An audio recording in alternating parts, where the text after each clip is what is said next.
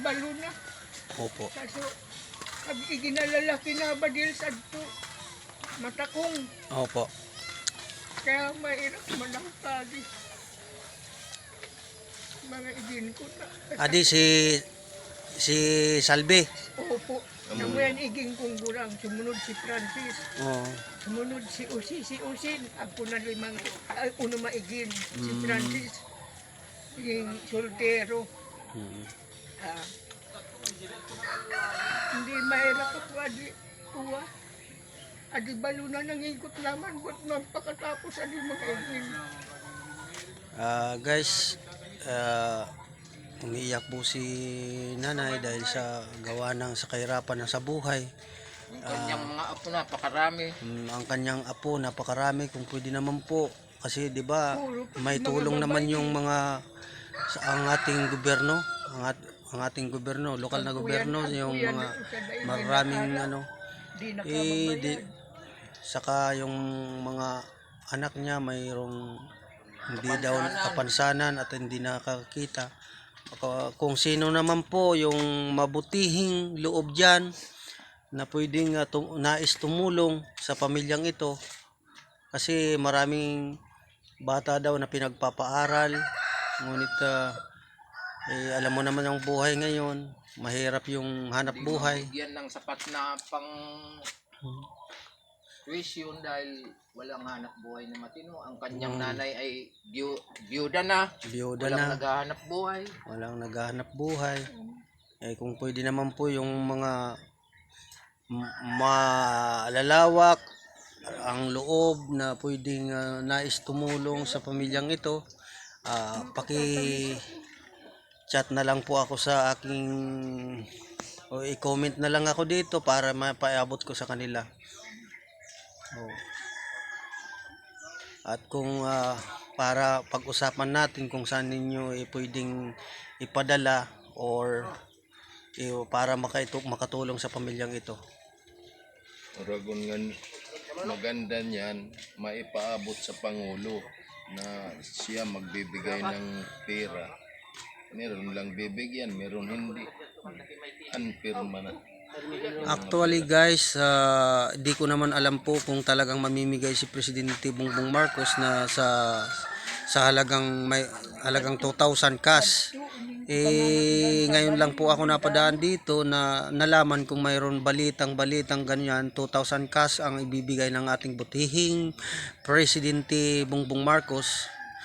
Ang pamimigay daw sa ngayon ay 2,000 cash ibibigay sa mga taong naghihirap at tulong din sa kanilang mga taong nag-iikaw sa buhay na walang sapat na trabaho. Kaya gusto ko pong ipaabot na sa bidyong ito sa pamamagitan ng bidyong ito na para malaganap ang kanilang mga estado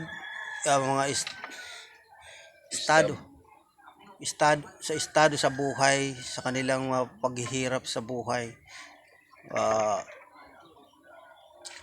Kaya nga kanina po ito po ipinakita ko ang kanilang mga kinakain, ito lang. Kaya po ito lang ang kinakain nila, yung dito sa platong ito. Sa nakamig maranso ang kuistam. Sa awa ng Diyos po, nabubuhay din po sila. Pero healthy itong pagkain nito. Yung tinatawag na guava, kasaba. Yung dito sa Bicol, ito ay tinatawag na balingoy. Ito ang pagkain nila dito guys. Itong na to. Kaya guys, kung yung mga mabubuting loob dyan na pwedeng tulungan si nanay dahil siya ay mahina ng mata, hindi na siya makapagtrabaho at mahina ng tuhod at mayroon pa siyang mga apong mga pinagpapaaral at ang kanyang anak po ay biyuda na. Ilan po yung anak ni Salvi? Upat. Upat. Usad di nakababayad. Hindi nakakita yung isa. Opo. Kaya di siya na di nag-ieskwela. Ngunit si Salvi, ano po ang trabaho? Yung nagtitindang ice buko. Nagtitinda raw po ng palamig, yung ice cream at ice buko. Yun po ang hanap buhay ni Salvi para matugunan ang pangangailangan sa araw-araw. Kaya po pinapaabot po itong bidyong ito sa ating butihing mahal na presidente na pwede naman po matulungan, matulungan itong pamilyang itong naghihirap dito sa Bicol. Kaya nais ko pong interviewin sila para ipaabot sa ating mga kinakaukulan. Ano talaga ang gusto mong mangyari sa buhay o tulong sa inyo ng ating mahal na presidente?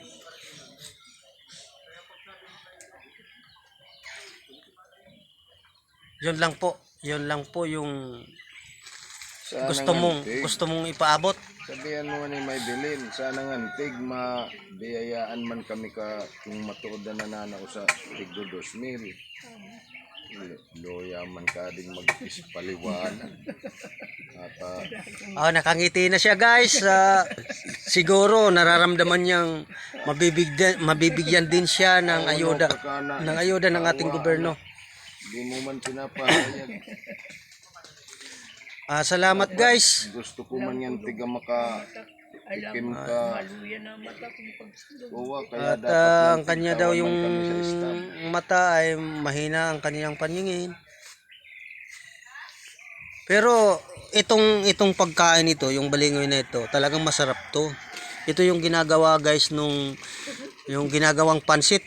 Pag ito ginigiling, yung ginagawang arena, alam naman po ninyo to, yung balingoy. Pero ito yung pagkain nila. Alam mo naman po ito yung tinutulugan nila guys. Medyo talagang naghihirap talaga guys. Kung mayroong pera sana ako guys, ako itutulong na talagang ako rin naghihirap din pero Salamat no. Kapinaayag mo. Kaya Napatatawa pati. Maluya na ang pagsilong ko. Ito guys. Kaya ito, tingnan mo naman itong kalagayan nila. Diyan sila po natutulog. At itong ano na to, ginagawa rin tulugan. At ito yung kanilang kusina.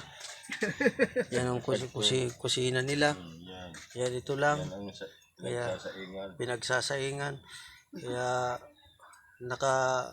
talagang napapaluha rin ako guys. At ito, titingnan natin yung laman nito guys. Kung ano. Ito guys, kakaunti na yung laman. Ito yung kanilang pagkain. Guys, pakisuyo na lang po yung mabuting loob dyan na yung mabuting loob dyan na talagang tulungan naman itong pamilyang ito.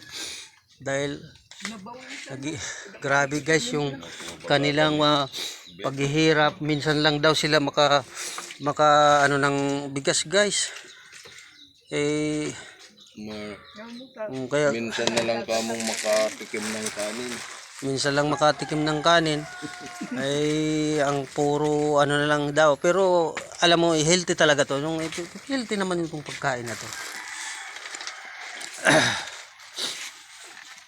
Sige guys, pakikalat na lang po. Pakipalo na lang po. Maipaabot sa Pangulo na yung cash niyang ipamimigay lahat, hindi meron lang ang makakuha. Sa lahat naman nangangailangan. Yun lang sa akin. Pakikita ko po guys yung actually guys, itong bakuran nila talagang malawak naman tong tataniman. Ito nga yung mga tanim guys. Nagtatanim naman sila dito para yung binunot nila, yung pang-araw-araw nilang pagkain, itong pinagkukunan nila. Ito mayroon naman masipag naman magtanim pero naman kasi mahina na yung mga tuhod, mga medyo senior citizen na. Talagang yun lang naman ang kaya nila, hindi na sila lalayo. Malapit naman itong pinagtataniman nila dito. Guys, salamat. Good morning po sa lahat. kalat na lang po guys itong ano bidyong ito para ma-update ko kayo. Paki-click na lang po yung follow. Salamat guys, good morning. Ako po si Gino po, vlogger. Thank you.